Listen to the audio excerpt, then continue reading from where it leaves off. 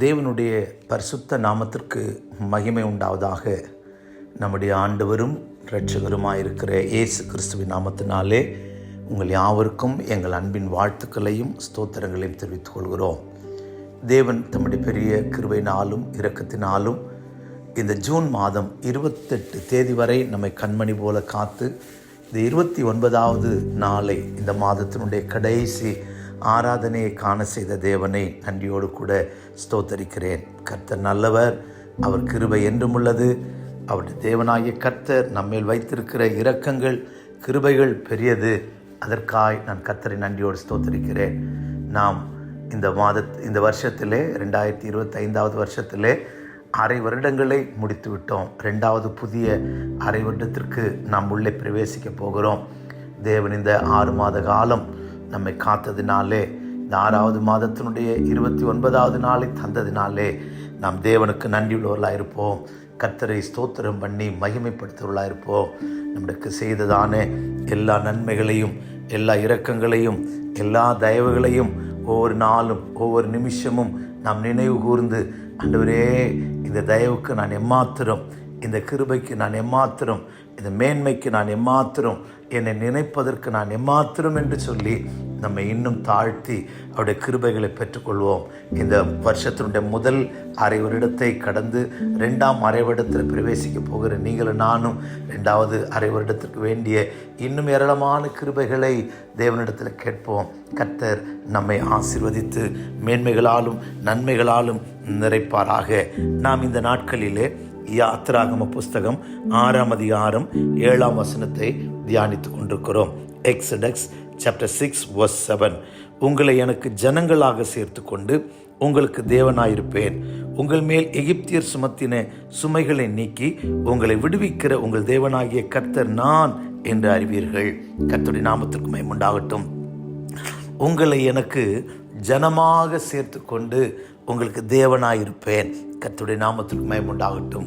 நம்மை சேர்த்து கொள்கிற தேவன் என்பதை குறித்து நாம் தியானித்துக் கொண்டிருக்கிறோம்.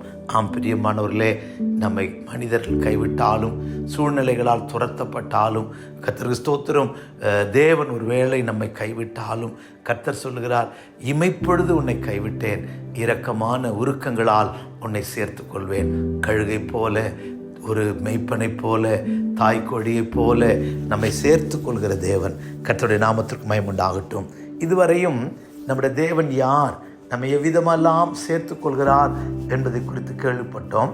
இன்றைக்கு நம்மை சேர்த்து கொள்வதனுடைய நோக்கம் என்ன என்பதை குறித்து நாம் தியானிக்க போகிறோம். எவ்விதமாய் நம்மை சேர்த்து கொள்கிறார், கர்த்தருக்கு ஸ்தோத்திரம், எதற்காக நம்மை சேர்த்து கொள்கிறார் என்பதை குறித்து நாம் தியானிக்க போகிறோம். கர்த்தருடைய நாமத்திற்கு மகிமை உண்டாகட்டும். முதலாவதாக உபாகம புஸ்தகம் 30ஆம் அதிகாரத்திலே மோசே இஸ்ரவேல் ஜனங்களுக்கு கற்பிக்கிற ஆலோசனையை குறித்து நாம் படிக்கிறோம். Deuteronomy chapter 30 verse 3.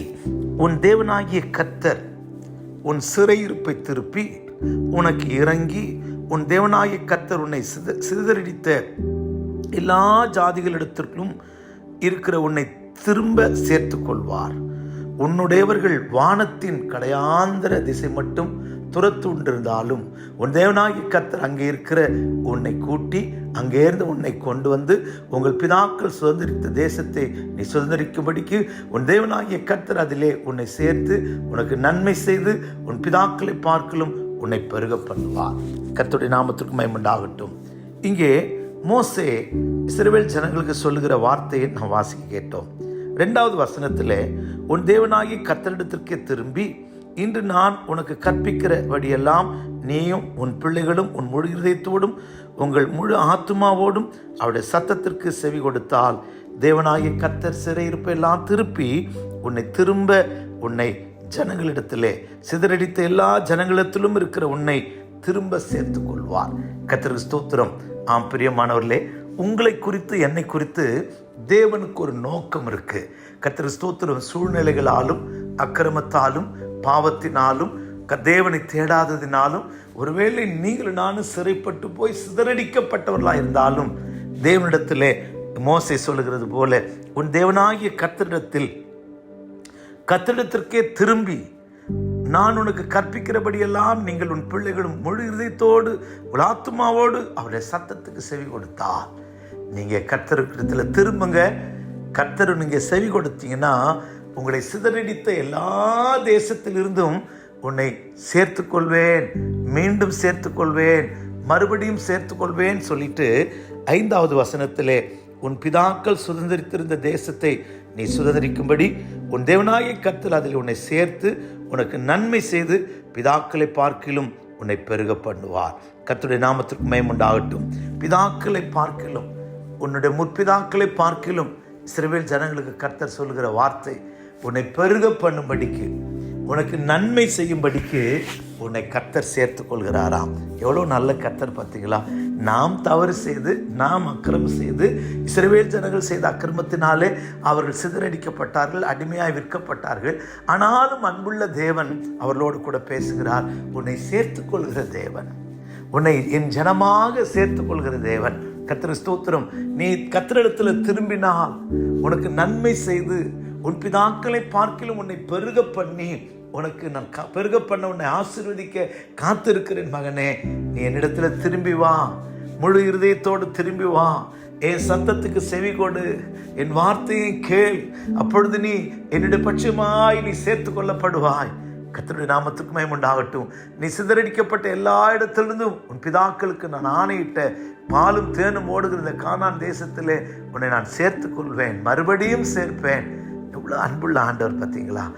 தெய்வ பிள்ளையே, கர்த்தருடைய வார்த்தைக்கு கீழ்ப்படிய, கர்த்தருடைய வசனத்துக்கு செவி கொடுக்க, உனக்கு நன்மை செய்ய கர்த்தர் காத்து கொண்டிருக்கிறார். உன் பிதாக்களை பார்க்கலும் உன்னை ஆசீர்வாதத்திலும் நன்மையிலும் ஆயுசு நாட்களிலும் பெருக பண்ண காத்திருக்கிறார். நீ தேவனிடத்துல திரும்புவாயா? நீ தேவனிடத்துல திரும்புவாயா? கர்த்தருடைய நாமத்திற்கு மகிமை உண்டாகட்டும். எரேமியா தீர்க்கதரிசியின் புஸ்தகத்திலே நாம் படிக்கும்போது தீர்க்கதரிசியானவன் விதமாய் சொல்லுகிறான். கர்த்தருக்கு ஸ்தோத்திரம். இஸ்ரவேலே, எரேமியா 4:1, ஜெரமியா chapter 4:1. இஸ்ரவேலே, நீ திரும்புகிறதற்கு மனதாயிருந்தால் இடத்துல திரும்பு என்று கர்த்தர் சொல்லுகிறார். உன் அருவருப்புகளை என் பார்வை நின்று அகற்றிவிட்டால் நீ அலைந்து திரிவதில்லை, நீ அலைய மாட்டாய், திரிய மாட்டாய். நீ என் பக்கத்துல திரும்பு. Turn unto me. என் பட்சமாய் திரும்பு. கர்த்தருடைய பட்சத்துல திரும்ப மனதாயிருந்தால், நீ திரும்பினால் நீ அலைந்து திரிவதில்லை. தேசம் தேசமாய் பரதேசி போல இங்கும் அங்குமாய் ஓடி நீ தெரியாதபடி உன்னை கர்த்தர் நிலைநிறுத்தும்படியாய், நிலைநாட்டும்படியாய் கர்த்தர் ஆசையாக இருக்கிறார். கர்த்தருக்கு ஸ்தோத்திரம். உனக்கு நன்மை செய்ய ஆசையாக இருக்கிறார். நன்மை பெற்றுக்கொள்ள தேவனிடத்தில் திரும்பு, தேவனுடைய வார்த்தைக்கு செவி கொடு. முழு இருதயத்தோடு திரும்பினால் கர்த்தர் உன்னை நிலைநிறுத்துவேன் என்று சொல்லுகிறார். இரண்டாவதாக, எப்படி நம்மை திருத்துகிறார்? எதற்காக நம்மை சேர்த்துக் கொள்கிறார்? கர்த்தருக்கு ஸ்தோத்திரம். எபிரேயர் நிருபம் 12ஆம் அதிகாரம் 6வது வசனத்திலே, Hebrews chapter 12:6 அங்கே படிக்கும்போது, கர்த்தருடைய நாமத்திற்கு மகிமை உண்டாகட்டும். ஹல்லேலூயா. எபிரேயர் 12:6. கர்த்தருடைய நாமத்திற்கு மகிமை உண்டாவதாக. கர்த்தர் ஸ்தோத்திரம், ஸ்தோத்திரம். கர்த்தர் எவனிடத்தில் அன்பு கூறுகிறாரோ அவனை அவர் சிட்சித்து தாம் சேர்த்து கொள்கிற எந்த மகனையும் தண்டிக்கிறார் என்று பிள்ளைகளுக்கு சொல்லுகிறது போல உங்களுக்கு சொல்லியிருக்கிற புத்திமதியை மறந்தீர்கள். நீங்கள் சிட்சையை சகித்தவர்களாயிருந்தால் தேவன் உங்களை புத்திரராக எண்ணி நடத்துகிறார். தகப்பன் சிட்சியாத புத்திரன் உண்டோ? எல்லாருக்கும் கிடைக்கும் சிட்சை உங்களுக்கு கிடையாதிருந்தால் நீங்கள் புத்திரராயிராமல் வேசியின் பிள்ளைகளாயிருப்பீர்களே. கர்த்தருடைய நாமத்திற்கு மகிமை உண்டாகட்டும். 9வது வசனத்திலே 10ஆம் வசனத்திலே, அன்றியும் நம்முடைய சரீரத்தின் தகப்பன்மார்கள் நம்மை சிட்சிக்கும் போது அவர்களுக்கு நாம் அஞ்சு நடந்திருக்க, நாம் பிழைத்திருக்கத்தக்கதாக ஆவிகளின் பிதாவுக்கு வெகு அதிகமாய் நடக்க வேண்டும் அல்லவா? அவர்கள் தங்களுக்கு நலமென்று தோன்றினபடி கொஞ்ச காலம் சிட்சித்தார்கள். இவரோ நம்முடைய பரிசுத்தத்துக்கு பங்குள்ளவர்களாகும் பொருட்டு நம்முடைய பிரயோஜனத்திற்காகவே சிட்சிக்கிறார். கர்த்தருடைய நாமத்திற்கு மகிமை உண்டாகட்டும். இங்கே சிட்சித்து சேர்த்துக் கொள்கிறார் என்கிறதை குறித்து படிக்கிறோம். கர்த்தர் எவனிடத்தில் அன்பு கூறுகிறாரோ அவனை சிட்சித்து தாம் சேர்த்துக் கொள்கிற எந்த மகனையும் தண்டிக்கிறார். சிட்சிக்கிறார், தண்டிக்கிறார். சாஸ்டினைட்டிங் அண்ட் பனிஷ்மெண்ட். கர்த்தர் நமக்கு மகிமை உண்டாகட்டும். தகப்பன் சிட்சியாத புத்திரன் உண்டோ? நீங்கள் வேசின் பிள்ளைகளாய் மாறாதபடிக்கு, நீங்கள் தேவனுடைய புத்திரராய் மாறும்படிக்கு உங்களையும் என்னையும் சிட்சிக்கிறாராம். கர்த்தருக்கு ஸ்தோத்திரம். யாரெல்லாம் சிற்றை சகிக்கிறார்களாம், தேவன் உங்களை புத்திரராக எண்ணி நடத்துகிறார். நான் தேவனால் சிட்சிக்கப்பட்டால், தேவனால் தண்டிக்கப்பட்டால் நான் தேவனுடைய புத்திரர். நான் தேவனால் சிட்சிக்கப்படாமல், தண்டிக்கப்படாமல், தடவி கொடுக்கப்படுற மனுஷனாக இருந்தால் நான் யாருன்னு சொன்னா, கர்த்தருக்கு ஸ்தோத்திரம், வேசியின் பிள்ளைகளாக இருப்பீர்கள். கர்த்தருக்கு ஸ்தோத்திரம். நீங்கள் புத்திரராயிராமல், எல்லாருக்கும் கிடைக்கும் சிற்றை உங்களுக்கு கிடையாது இருந்தால் நீங்கள் புத்திரராயிராமல் வேசின் பிள்ளைகளாக இருப்பீர்கள். நீங்கள் வேசின் பிள்ளைகளாயிராமல் தேவ புத்திரராய் மாறுவதற்கு உங்களை என்னை சிட்சிக்கிறார். கர்த்தருக்கு ஸ்தோத்திரம். சரீரத்தின் தகப்பன்மார் நம்மை சிட்சிக்கும் போது நம்ம அவருக்கு பயந்து நடக்கிறோம். பிழைக்கத்தக்கதாக ஆவியின் பிதாவுக்கு வெகு அதிகமாய் அடங்கி நடக்க வேண்டும் அல்லவா? தேவன் சிட்சிக்கும் போது கர்த்தருக்கு அடங்கி நடப்போம். கர்த்தருக்கு ஸ்தோத்திரம். அடங்காதவர்கள் தான் சிற்றை அற்பமா என்கிறவர்கள். நீங்கள் தேவ புத்திரராய், தேவனுக்கு அடங்கி நடக்கிறவர்களாய், கர்த்தருக்கு ஸ்தோத்திரம், மாற வேண்டும் என்பதற்காக, பரிசுத்தத்துக்கு பங்குள்ளவர்களாய் மாற வேண்டும் என்பதற்காக தேவன் நம்மை சிட்சிக்கிறார். 11வது வசனத்திலே, எந்த சிற்றையும் தற்காலத்திலே சந்தோஷமாய் காணாமல் துக்கமாய் காணும், ஆனால் அதிலும் பிற்காலத்தில் அதில் பழகினவர்களுக்கு அது நீதியான சமாதான பலனை தரும். கர்த்தருக்கு ஸ்தோத்திரம். பிரியமானவர்களே, உன்னை எப்படி சேர்த்துக் கொள்கிறார் என்றால் சிட்சித்து, தண்டித்து. கர்த்தருக்கு ஸ்தோத்திரம். தேவன் அன்பு கூறுகிறவனை சிட்சிக்கிறார். கர்த்தருடைய நாமத்திற்கு மகிமை உண்டாகட்டும். நான் ஒரு முறை ஒரு பரிசுத்தவானுக்கு பணிவிடை செய்கிற ஊழியத்தில் இருந்தேன். அவருக்கு நிறைய சுகர். அப்போ எனக்கு சுகரை பற்றில அறிவில்லை. கர்த்தருக்கு ஸ்தோத்திரம். அவர் கிரேப் ஜூஸ் ரொம்ப விரும்பி குடிப்பார். அந்த நாட்களில் கோல்ட் ஸ்பாட் அப்படிங்கிற ஒரு பாட்டில் ட்ரிங்க், ஒரு சாஃப்ட் ட்ரிங்க்ஸ் ஒன்று உண்டு. அதை வாங்கிட்டு வர சொல்லுவார். இது ரெண்டுமே ரொம்ப சுகர். கர்த்தருக்கு ஸ்தோத்திரம். அவர் கேட்குறார், எனக்கு தெரியாது. நான் போய் காசு கொடுப்பார். அவர் இலங்கையிலிருந்து வந்தவர். முனே போய் ஒரு கோல்ட் ஸ்பாட் போத்தல் வாங்கிட்டு விடான்வார். நல்ல சில்லுன்னு வாங்கிட்டு விடான்வார். நல்லா கூலாக இருக்கிற ஒரு கோல்ட் ஸ்பாட் பாட்டில் வாங்கிட்டு வந்து ஓப்பன் பண்ணி கப்பில் ஊற்றி குடிப்பேன். குடித்து ஒரு 10 நிமிஷத்தில் அப்படியே படுத்துடுவார், தூங்கிடுவார். அது தூக்கம் இல்லை, சுகர்னால் வந்த மயக்கம். அவர் திரும்ப எழும்புறதுக்கு ஒரு அரை மணி நேரம், 1 மணி நேரம் ஆயில் ஆகும். அந்த நேரத்தில் என்ன செய்வேன்னா, எனக்கு கார் ஓட்ட ஆசை. அவருடைய காரை டிரைவர்கிட்ட சொல்லி திருப்பி வச்சுருப்பேன். எனக்கு ரிவர்ஸ் எடுக்க தெரியாது. அப்படியே எடுத்துகிட்டு ஒரு ரவுண்ட் அடிச்சுட்டு கொண்டாந்து நிப்பாட்டிடுவேன். இப்படி பல நாள். ஒரு நாள் கிரேப் ஜூஸ் கேட்பார், ஒரு நாள் கோல்ட் ஸ்பாட் கேட்பார். மாறி மாறி கொடுப்பேன். குடிச்சிட்டு தூங்கிடுவார். அந்த நேரம் பார்த்து எனக்கு ஜாலி. கார் எடுத்து ஒரு ரவுண்ட் அடிச்சுட்டு வந்து நிப்பாட்டிடுவேன். ஒரு ஊழியக்காரனை பார்த்து சொன்னார், இது எத்தனை நாளடா இந்த திருட்டு தரம் செய்கிறேன்னு கேட்டார். நான் சொன்னேன், ஒரு 2 வாரமாக இருக்கும் அப்படின்னு. கர்த்தர் உன்னை நேசித்தா இந்த பாஸ்டர் உன்னை பிடிச்சு கொடுத்துருவார்.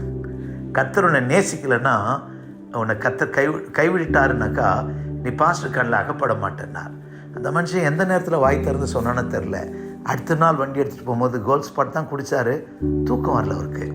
நான் கார் எடுத்துகிட்டு ஒரு ரவுண்ட் அடிச்சுட்டு உள்ளே வரத்துக்குள்ளே அவர் எழும்பி மீட்டிங் ஹாலில் நடந்துக்கிட்டு இருக்கிறார். கர்த்தருக்கு ஸ்தோத்திரம். ஒன்றும் பேசலை.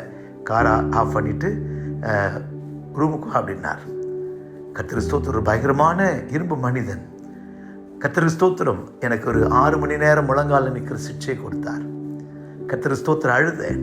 நான் அவர் நினச்சார் நான் மனஸ்தாபப்பட்டு அழுகிறேன். எதுக்கு அழுகிறேன்னு கேட்டார். நான் கேட்டேன், என் தகப்பனாக இருந்தால் கார் ஓட்டுனதுக்காக சந்தோஷப்படுவார். நீங்கள் என்னென்னா என்னை சிட்சிக்கிறீங்களே, பனிஷ் பண்ணுறீங்களே. கர்த்தருக்கு ஸ்தோத்திரம். அதுக்கப்புறமா கொஞ்சம் நேரம் கழித்து என்னை கூப்பிட்டு சொன்னார், மனே, கர்த்தர் உன்னை கார் டிரைவராக அழைக்கலை, முழங்காலில் நிற்கிற ஜபவீரனாக அவனை அழைச்சிருக்கிறார். அதனால் கர்த்தர் உனக்குன்னு ஒரு கார் கொடுக்குற வரைக்கும் நீ என்ன செய்யாத, கர்த்தர் ஸ்தோத்திரம், யாருடைய காரை ஓட்டாத. ஒரு நாளைக்கு தந்தியில் ஆட் கொடுத்தா 3 நேரம் சாப்பாடு தரோம், சம்பளம் தரோம், தங்க இடம் தரோம், ஒரு டிரைவர் வேணும்னா நிறைய பேர் வந்து நிற்பாங்க. இதே வேலைக்கு 1 மணி நேரம் ஜெபிக்கணும், உங்களுக்கு ஜெபம் பண்ணால் உங்களுக்கு சம்பளம் தரேன்னா வரத்துக்கு ஆள் இல்லைப்பா. கர்த்தர் உன்னை டிரைவராக இல்லை, கர்த்தர் உன்னை டிரைவராக இல்லை, ஊழியக்காரனாய் முழங்காலில் நிற்கிறவனாய் உன்னை தெரிந்தெடுத்திருக்கிறார். என்னை சிட்சித்ததுனால நான் கர்த்தரை ஸ்தோத்தரிக்கிறேன். கர்த்தரை ஸ்தோத்திரம். என்னை தண்டித்ததுனால கர்த்தரை ஸ்தோத்தரிக்கிறேன். அன்னைக்கு அது எனக்கு கஷ்டமாக இருந்துச்சு. ஆனால் இன்னைக்கு நான் தேவனோடு சேர்வதற்கு, தேவனோடு கூட நிற்பதற்கு இது எனக்கு போதுமானதாக இருக்கிறது. பிரியமானவர்களே, எந்த சிக்ஷையும் அது கொஞ்சம் கஷ்டமாக தான் இருக்கும்.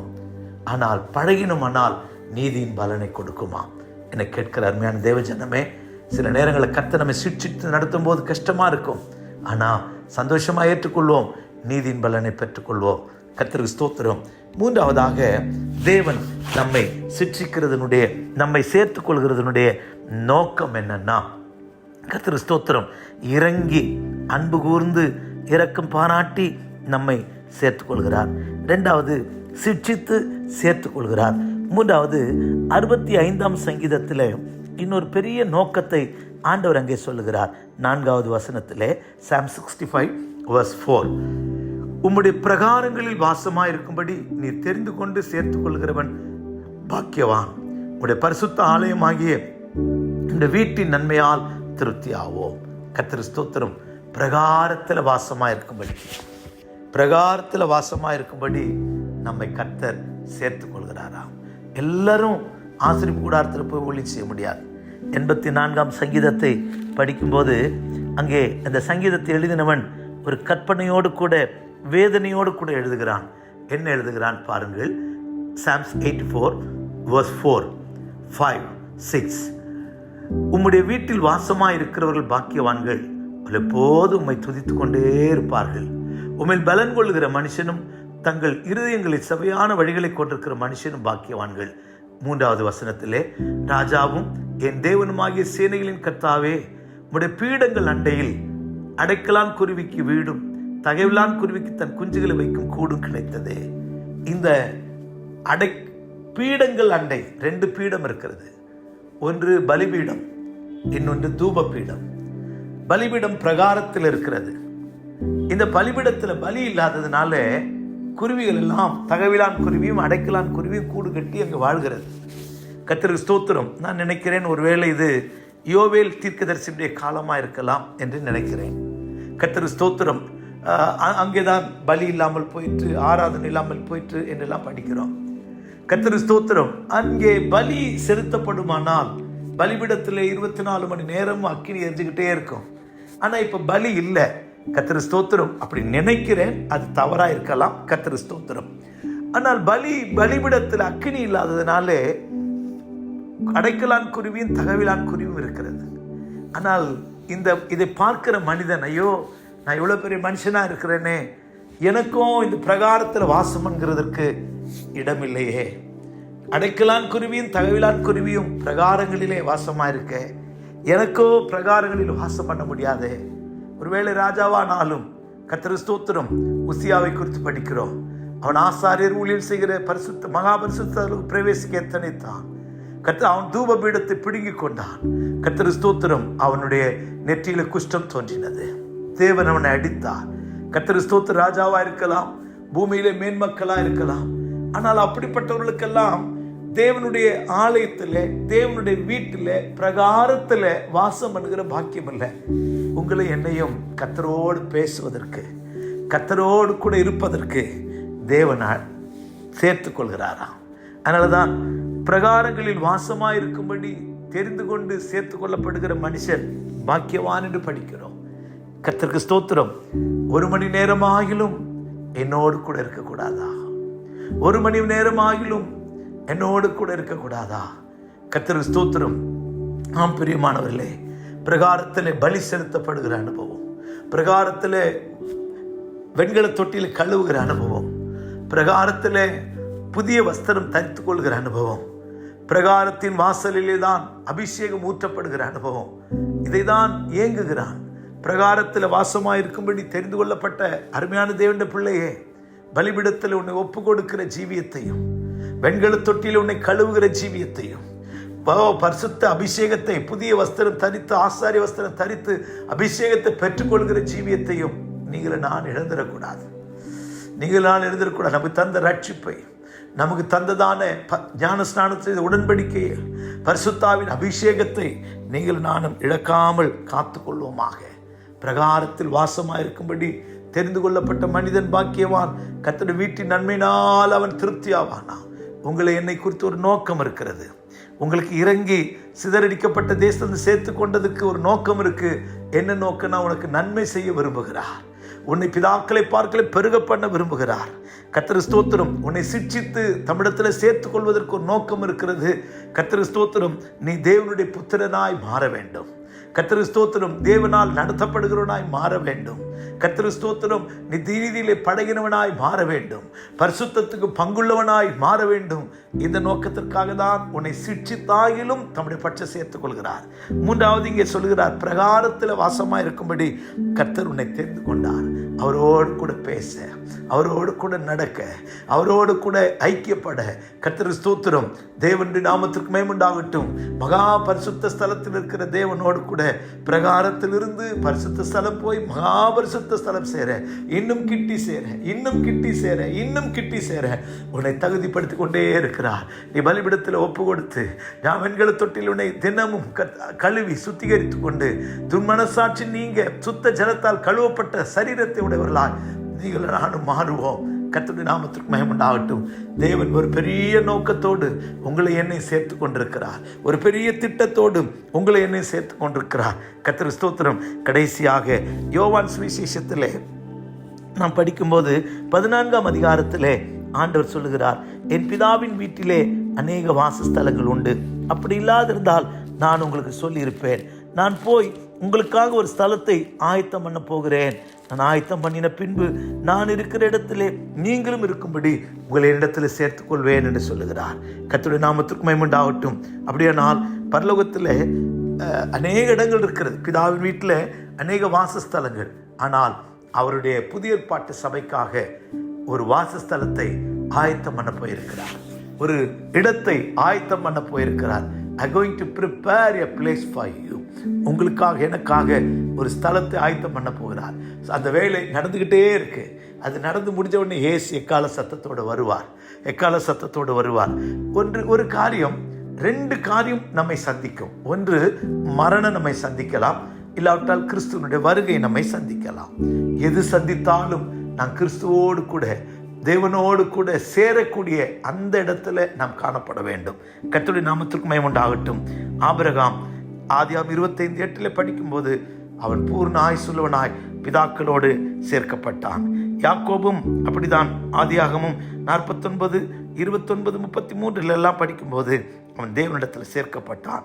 கர்த்தர் ஸ்தோத்திரம். யோபின் புஸ்தகத்தில் படிக்கும்போது தானியம் அம்பாரத்தில் சேர்க்கப்படுவது போல முதிர் வயதிலே சேர்க்கப்படுவீர். கர்த்தர் ஸ்தோத்திரம். ஒரு தானியமானால் அது வயலிலிருந்து களத்திற்கு வந்து போரடிக்கிற களத்திற்கு வந்து அது பதராய் பிரிக்கப்பட்டு களத்தில் சேர்க்கப்படுகிறது. நீங்களும் நானும் பதராய் அல்ல, பதரையோ சுட்டெரிக்கிறாராம். கோதுமை மணியாய் மாறினால் களத்தில் சேர்க்கலாம்.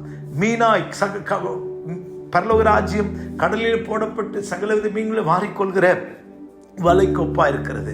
அது நிரம்பின போது அது கரையில் இழுத்து வேறு பிரிக்கிறார். நல்லவைகளும் ஆகாதவைகளும். நீங்களும் நானும் ஆகாதவர்களாய் அல்ல, நல்லவைகளாய் மீன் கூடையில் சேர்க்கப்பட வேண்டும். கர்த்தர் ஸ்தோத்திரம். ஆம் பிரியமானவர்களே, நீங்களும் நானும் பதராய் போய்விடக்கூடாது.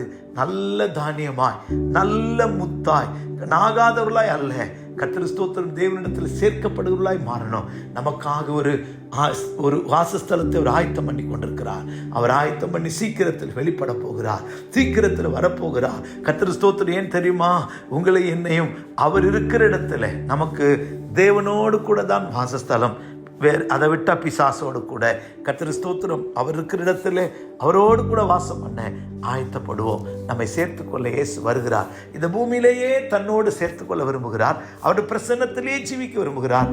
பரலோகத்திலேயும் அவரோடு கூட இருக்க கர்த்தர் ஆசிக்கிறார். அவருடைய மேலான நோக்கம் நிறைவேற நம்மை சமர்ப்பிப்போம், நம்மை ஒப்பு கொடுப்போம். கர்த்தர் நம்மை ஆசீர்வதிப்பாராக. ஜெபிக்கலாமா? பிதாவே, உமக்கு ஸ்தோத்திரம். ஆண்டவரே, நான் உங்களை எனக்கு ஜனமாய் சேர்த்து கொண்டு உங்கள் தேவனாயிருப்பேன் என்று சொன்னீர். ஆமாண்டவரே, எங்களை சேர்த்து கொள்ள எத்தனை ஆசையா இருக்கிறீர். இத்தனை நாள் எவ்விதமாய் எங்களை சேர்த்து கொள்கிறீர் என்று நாங்கள் படித்தோம். ஒரு மேய்ப்பனை போல கழுகை போல, தாய்க்கோழியை போல சேர்த்து கொண்டீர். ஆண்டவரே, உம்முடைய இரத்தத்தினால் எங்களை சேர்த்து கொண்டீர். ஆண்டவர், சிலுவையில் அடைந்த மரணத்தால் எங்களை சேர்த்து கொண்டீர். இன்றைக்கு ஒரு பெரிய நோக்கத்தோடு எங்களை சேர்த்து கொண்டதை குறித்து அறிந்திருக்கிறோம். ஆண்டவரே, நாங்கள் சிட்சித்து பரிசுத்தத்துக்கு பங்குள்ளவர்களாகும்படி, ஆண்டவரே, தேவபுத்திரராய் மாறும்படிக்கு, ஆண்டவரே, நாங்கள் நீதியின் பலனை உடையவர்களாய் மாறும்படிக்கு எங்களை சிட்சித்து சேர்த்துக் கொள்கிறீர்.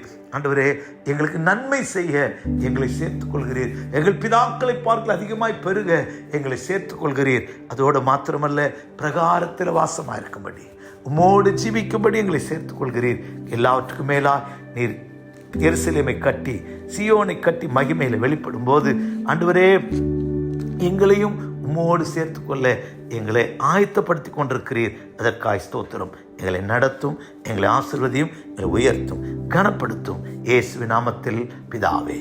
ஆமென், ஆமென், ஆமென். God bless you. Praise the Lord.